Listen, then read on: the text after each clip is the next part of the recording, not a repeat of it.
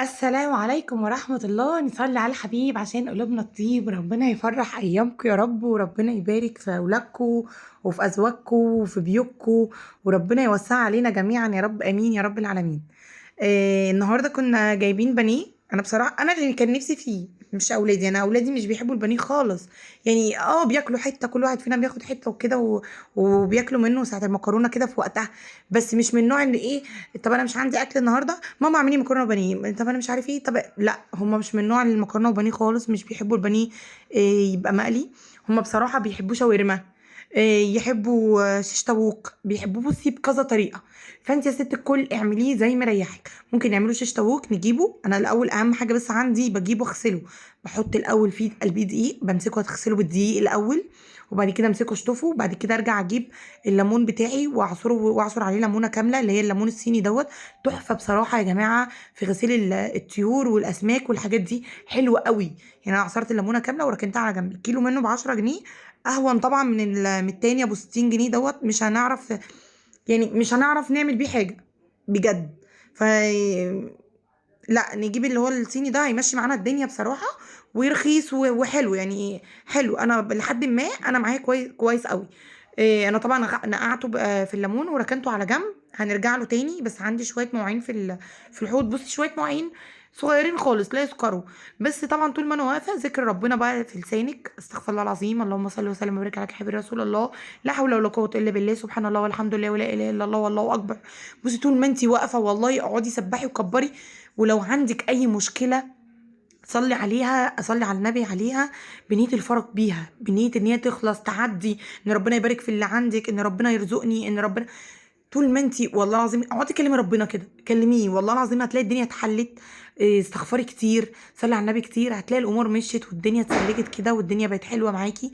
والله بجد يعني على مش عايزه اقولك على ضمانتي ولا على ضمن ربنا طبعا، بس بجد جربي الموضوع دوت. ان طول ما انت واقفه اتكلمي في الحاجه اللي انت عايزاها ان هي تتحل، واقعدي استغفري كده بيها كتير، صدقي بيها كتير، كلمي ربنا يا رب والنبي يا رب انا عايزاها تتحل. يعني انا بقول لك بجد تجربتي اللي انا بعملها والله العظيم وبتنفع بجد، بتنفع وبتعدي وبتلاقي الدنيا كده اتسهلت. وانا كان عندي شويه المواعين دول، كان بقيه طبعا الطاجن اللي محطوط قدامكم ده كان بتاع مكرونه بشاميل، كانت وهم. والله بصي اتنسفت الحمد لله بألف هنا وشفا يا رب لكل اللي داق منها. اتاكلت على طول، ما تخلتش، ما قعدتش بصراحه. وبرده الحله اللي جنبها دي كانت حله البليله. كان عندي حبايبي طبعا. يعني بصي انا لما بيجي لي حد الحمد لله الحمد لله بحمد ربنا ان في خير في البيت، ان هو انا اقدر اقدمه، ان يبقى الدنيا او بقلل حاجه يعني بصي ما فيش حاجه رخيصه. هو ما فيش حاجه رخيصه، بس عارفه انت باقل تكلفه بيبقى عندك حاجه في التلاجة تطلعيها.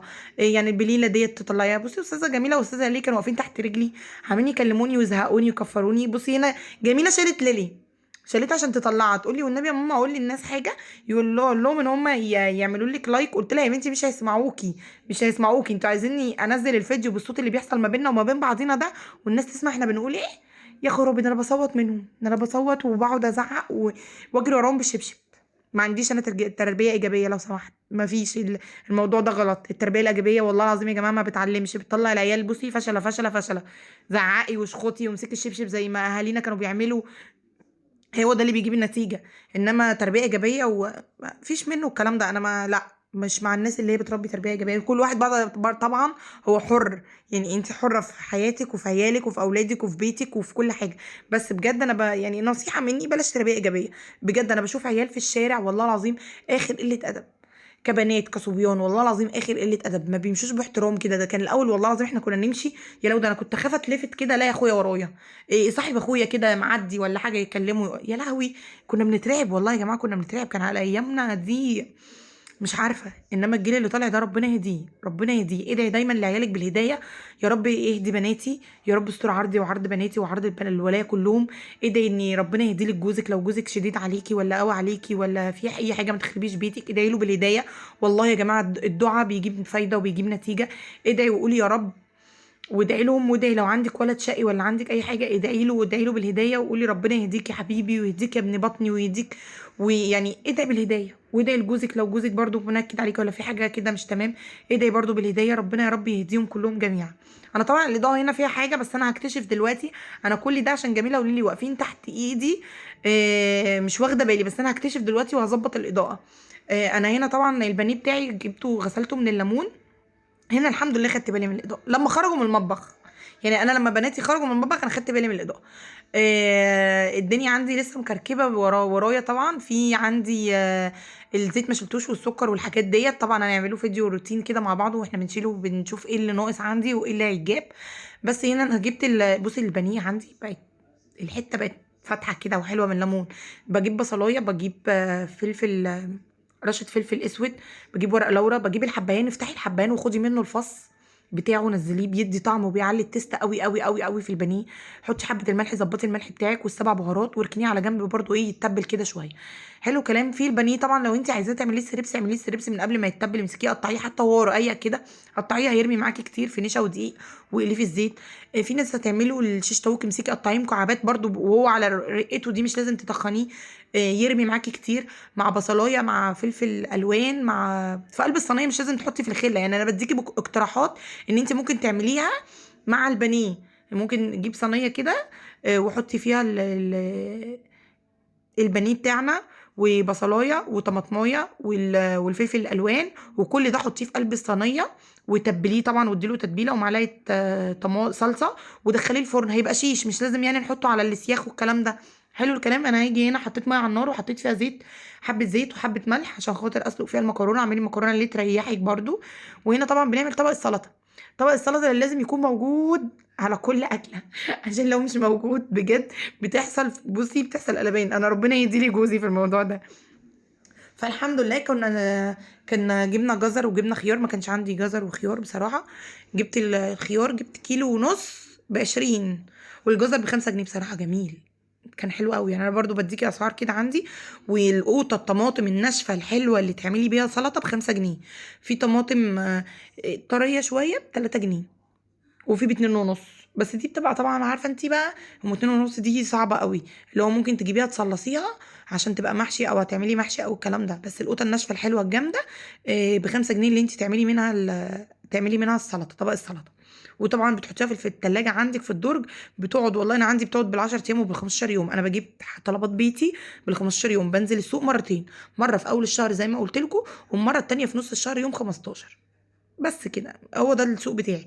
انما كرز ومكرونات والحاجات دي بصراحه انا برضو اول ما جوزي ما بيقبض بروح نازله جايبه حاجتي بتاعت الشهر، اللي هو الزيت، الرز، المكرونه، الحاجات دي. لان طبعا المكرونه بتاعتي كانت اتسلقت، وجيت رحت حطاها في المصفى بتاعتي، صفيتها وشطفتها، اديتها شطفه برضو عشان توقف السوا بتاعها، وشطفتها بالميه وسبتها بقى في قلب المصفى. نيجي هنا للصلصه في نفس الحله اللي سلقت فيها المكرونه، حبه زيت، وانزلي بالمكرونه اضربيها. انا بصي في ناس بتعصر الطماطم وفي ناس ما بتعصرش طماطم. الله يرحمها يا رب، ارحم امي واغفر لها وسامحها هي وابويا، يا رب اجعلهم في فردوسك الاعلى، وارحم امواتنا كلهم اجمعين يا رب. ما كانتش تعصر الطماطم، تقولي لا هو خيرها في القشر بتاعها. بس بصراحه في ناس بتعصرها، وساعات انا بعصرها عادي. فانت اعملي اللي رايحك، هتطلع ماجي وفلفل اسمر وسبتها تتسبك. نيجي هنا للفيجيتار. انا بروح عند العطار بجيب فيجيتار سايب، ربع كيلو فيجيتار سايب. تجيبيه حار، تجيبيه حلو عشان لو معاكي اطفال تمام باللي يريحك. وبتجيبي كيسين فيجيتار اللي هما كنور، بنجيبهم وافضيهم على الربع كيلو، ومعلقه نشا، معلقه نشا واحده، بيقعد معاكي قد كده. بس بجيب ليه كيسين الفيجيتار اللي هو كنور دوت عشان يديني نفس الطعم ونفس التست بتاع الفيجيتار بتاعي.